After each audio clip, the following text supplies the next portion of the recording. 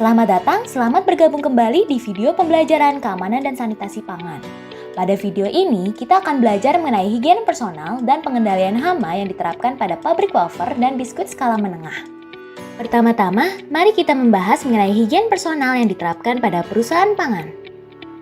Penjamah makanan berpotensi menjadi sumber kontaminasi pada produk pangan. Kontaminasi dapat berasal dari kulit, rambut, tangan, mulut, perhiasan yang dikenakan untuk personel, dan lain sebagainya. Oleh karena itu, penerapan hygiene personal perlu dilakukan untuk mengurangi resiko tersebut. Beberapa praktik hygiene personal antara lain, yang pertama, pemeriksaan kesehatan pekerja.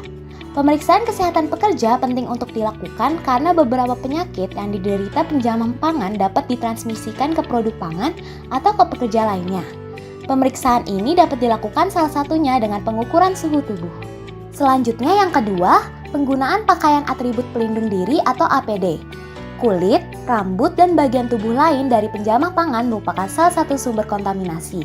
Oleh karena itu, umumnya industri menyiapkan seragam khusus untuk pekerja, khususnya yang bekerja di zona high care. APD pada industri pangan disarankan menutupi area sumber kontaminasi seperti kulit, rambut, mulut, hidung, dan kuku. Dari kepala terdapat tudung atau penutup kepala yang menutupi area rambut dan telinga. Lalu terdapat masker untuk menutupi hidung, mulut, dan atau jenggot. Selanjutnya, pakaian seragam tanpa saku luar di area sekitar dada, lalu sarung tangan yang menutupi tangan, jemari, dan kuku, serta sepatu khusus untuk ruang produksi. Yang ketiga adalah program cuci tangan.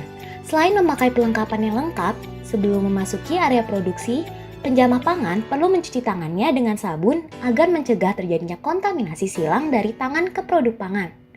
Pekerja pun juga perlu mencuci tangan setelah menyentuh hal lain selain bahan atau produk yang ditangani, bersin, dan setelah dari kamar mandi. Oleh karena itu, fasilitas pencucian tangan harus disediakan dengan jumlah yang cukup, serta penempatan yang dekat dengan area strategis yang mudah untuk diakses, misalnya sebelum pintu masuk ruang produksi atau di toilet.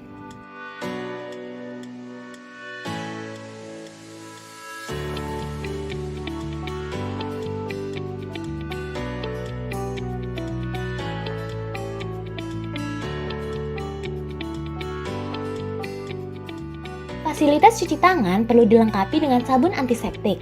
Air yang digunakan harus mengalir dan bersih. Selain itu, terdapat tisu atau hand dryer untuk mengeringkan tangan. Di dekat fasilitas cuci tangan dapat dipasang poster yang menampilkan prosedur cuci tangan yang baik sebagai panduan sekaligus pengingat bagi pekerja.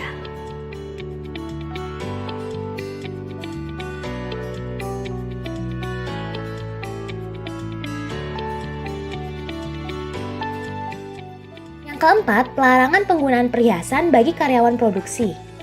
Umumnya, perusahaan melarang penggunaan perhiasan seperti jam tangan, cincin, dan gelang oleh pekerja yang menangani produk secara langsung. Hal ini untuk mencegah kontaminasi, khususnya fisik dan kimia, jika perhiasan tidak sengaja masuk ke dalam produk pangan.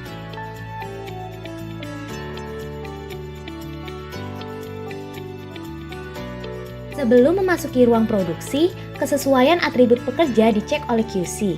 Selain itu, petugas QC dapat melakukan pembersihan tambahan terhadap seragam pekerja dengan menggunakan roller pakaian untuk memastikan tidak ada benang atau rambut yang menempel yang berpotensi mencemari produk. Petunjuk, peringatan, serta larangan tertulis ditempel pada area terkait agar dapat dijadikan pengingat sebagai pekerja. Sebagai contoh seperti larangan merokok, SOP cuci tangan, SOP atribut pekerja, dan lain sebagainya. Topik selanjutnya yang akan dibahas ialah pengendalian hama. Hama dalam industri pangan seperti lalat dan kecoa, hewan pengerat, burung, serangga, dan cicak merupakan bahaya serius bagi industri pangan karena berpotensi mentransmisikan patogen bawaan pangan. Beberapa upaya yang dapat dilakukan untuk mengendalikan hama-hama tersebut antara lain, yang pertama, menghilangkan tempat bersembunyi atau benda-benda yang mengundang hama. Perusahaan perlu memastikan area industri dan sekitarnya tidak mendukung tumbuhnya hama dengan sarangnya. Hal-hal yang dapat mendukung pertumbuhan hama dan sarangnya ialah seperti semak-semak, genangan air, tumpukan sampah, limbah produksi, dan lain sebagainya. Yang kedua, menghilangkan hama di area pabrik. Tempat sampah harus selalu dalam keadaan tertutup. Seluruh ventilasi dan bukaan dilapisi kasa untuk mencegah burung dan serangga masuk ke fasilitas produksi. Upaya yang dapat dilakukan selanjutnya ialah memasang perangkap hama di area luar fasilitas produksi. Jenis perangkap disesuaikan dengan jenis hama yang ada. Perangkap yang umum dipasang antara lain perangkap untuk roden atau hewan pengerat, perangkap untuk cicak atau lizard, perangkap lalat, dan lain sebagainya. Dan yang ketiga, memusnahkan hama yang masuk ke dalam fasilitas produksi. Untuk mengantisipasi kemungkinan terburuk, di dalam area produksi umumnya juga dipasang jebakan-jebakan hama yang berhasil masuk ke fasilitas produksi. Bila tertangkap, hama tersebut harus segera dimusnahkan.